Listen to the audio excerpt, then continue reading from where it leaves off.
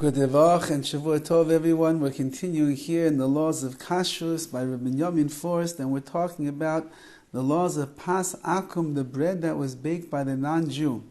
And he says, Tam Isa Pas Akum. The reason that Pas Akum, that the non-Jewish bread is Aser, is because Lechem Hu Echa Min Agarmim. Bread is one of the reasons or causes, Karvus B'nei Adam Zelazeh, that brings people together. You break bread, you sit down, you have a meal. Even in our gluten-free world that we live in today, or the low-carb society that everybody is obsessed with, nevertheless, when you sit down for a meal of bread, it still brings about his karvus, closeness. Lefikach asru chachmei HaMishnah lechol pas nachrim. Therefore, the great wise sages of the Mishnah, they asserted that we should be able to eat the bread of Nachrim, of Goyim, kedei shelo nizchaber lehem, that we should not become too friendly with them, v'nova lihischaten imayim, and then we'll end up coming to marry them or their daughters. Elenibada mehem betachis ahevdel. Rather, we have to remain separate from them as much as we possibly can.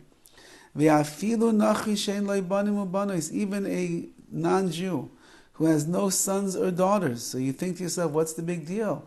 If I end up eating his bread, I'm not going to marry his children. So what's the problem? I won't marry my children after them. Even though you're not going to marry them. Nevertheless, pita asura, his bread is still going to be asur, prohibited. The sages of the Mishnah and Gemara did not make any distinction between these two things. Whether he has children or he doesn't have children, whether he's married already or not married, it doesn't matter. We're not allowed to eat their bread because of the chavrashaf, because of the friendship that it creates. Now, all that being said, tam heter pas palter, we still see that, as we mentioned in the introduction, there is going to be leniencies when it comes to this. This prohibition of pas akum, of not eating the bread of a non-Jew, is not something that spread out to all of the Jews during the time that it was decreed. Furthermore, it's a gezer, it's a decree that not everybody was able to handle. Why?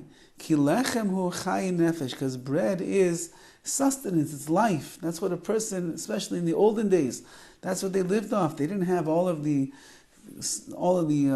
tantalizing and enticing treats that we have today. You pick up a handful of almonds, or you get yourself a Greek yogurt, or make yourself a salad with some tuna fish. They didn't have all these things. And it was very common that what did you eat? What did you live off? It was bread and water, that's it. And also there were places where there were no Jewish bakeries around, or people weren't able to make their own bread. It's a big deal to make your own bread, to get the flour, to make it, to have an oven, to know how to do it in the right way. It wasn't so simple. Therefore,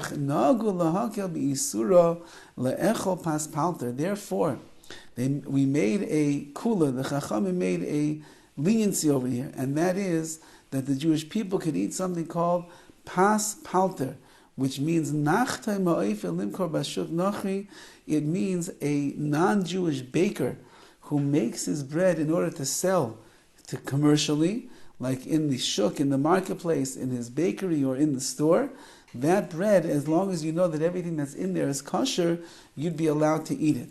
Im ein pas Yisrael matzui. The reason is that's only if you cannot find non-Jewish bread. You cannot find Jewish bread around. If you can't find Jewish bread around, or it's difficult to find pas Yisrael, then you'd have a permissibility over here to eat the pas palter, to eat the bread that was baked by a non-Jewish baker. That would not be an issue. Says the Rav Forrest a little bit more. Oitam, another reason,